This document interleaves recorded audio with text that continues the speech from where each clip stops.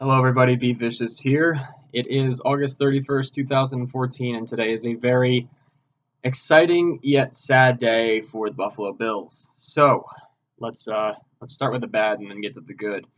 Today, we released Fred Jackson, our beloved captain, the heart and soul of the Buffalo Bills for the past several years. Uh, didn't make the cut for getting us down to the 75 roster before we get down to 53. Um, it's very disappointing. I pretty much every Bills fan is upset right now, and rightfully so. Yeah, we all want Fred here. He's a magnificent person, a fantastic player, a leader. He's he had such a great story getting into the NFL, and he's done just wonders for the Bills. I mean, and it's unfortunate because he hasn't gotten to see the playoffs with us yet being such a great person, such a great teammate, and just a great presence for us. So it's very disappointing that we didn't keep. It's I don't understand why we didn't keep him for at least just the leadership aspect. He's that guy, man. He keeps the locker room intact. He's the glue.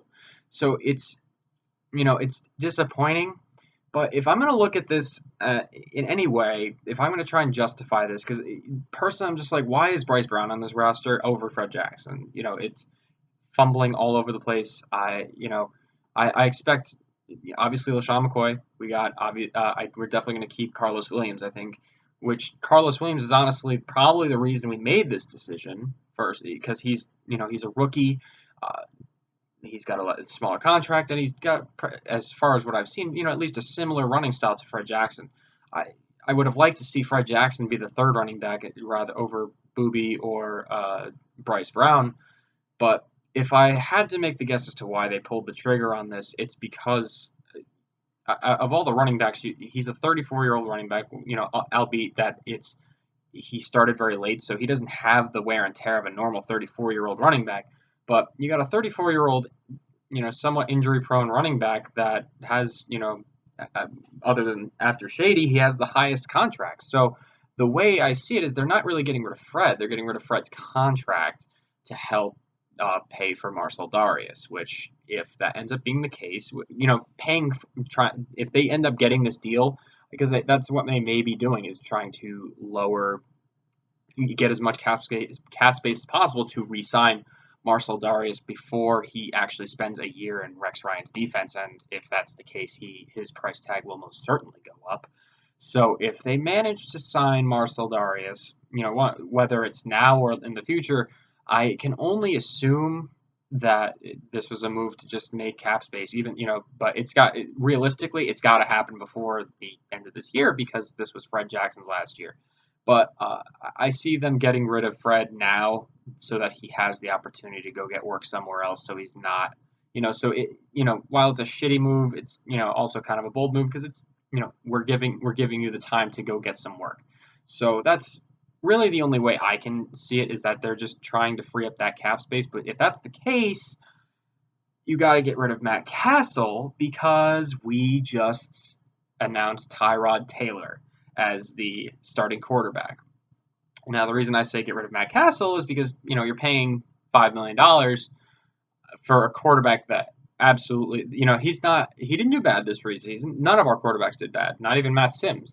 But the fact is, he definitely did not, at least in the preseason games, which in my opinion should matter more than just training camp and practice.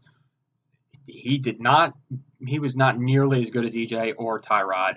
He had a high completion percentage, but it was very reminiscent of the dink and dunks and just the meh that the Bills have come to expect from their lackluster quarterbacks.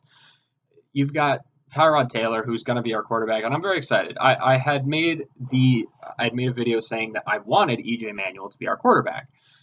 However, while I wanted EJ, realistically the best choice is Tyrod Taylor because while EJ also is a mobile quarterback, he's not as mobile as Tyrod Taylor. Tyrod can make those decisions, just as good throws as EJ. Tyrod, he looked very solid from what I saw, and he's somebody that defenses will have to prepare for. It's, they're going to have to prepare for that the mobile quarterback aspect. They wouldn't, not to say they wouldn't prepare for that part of EJ, but that's not something the defenses would really prepare for. Now they have just that one more thing they have to worry about on top of all those 5 playmakers. On top of Sammy Watkins, LaShawn McCoy, Charles Clay, Robert Woods, Percy Harvin. So now you just add one more person that can make, just big plays at any given play. So you add that to the defense and the special teams, and it's just, I'm not really sure. It's going to be a great year. I expect this team to do great things this year, and as long as we can stay healthy, as long as the offensive line stays healthy, and as long as we can keep 3 of those playmakers on the field at like pretty much the majority of the time during the season, hoping that those 3 are Sammy Watkins, LaShawn McCoy, and Charles Clay. Those are the most important ones. If we can keep those 3 healthy, the offensive line healthy, and obviously our quarterback healthy, keep our defense. That's the thing. If we can stay healthy, this team is, at least from what I can tell, is just going to be very difficult for any team to beat, because you've got the defense, which is going to be top 5. There's no way that Rex Ryan isn't going to do wonders with this incredibly talented defense that we already have. We had top 5 special teams last year, so that's even more opportunity. Everyone they question our offense, which if you've got defense and special teams giving us the ball, giving us great field position, giving our defenses, it just makes that job easier for the offense. And so this is gonna be a team, in my opinion. Now that Tyrod is the definite starter, this is a team that I honestly expect no less than 11 wins. Period. No less. Obviously there's gonna be some games that we're not gonna play as good, but this is just gonna be a great year in my opinion, and I think Tyrod's gonna do fantastic, and I think EJ should be continue to develop. He's working, but get rid of Matt Castle, because that's $5 million.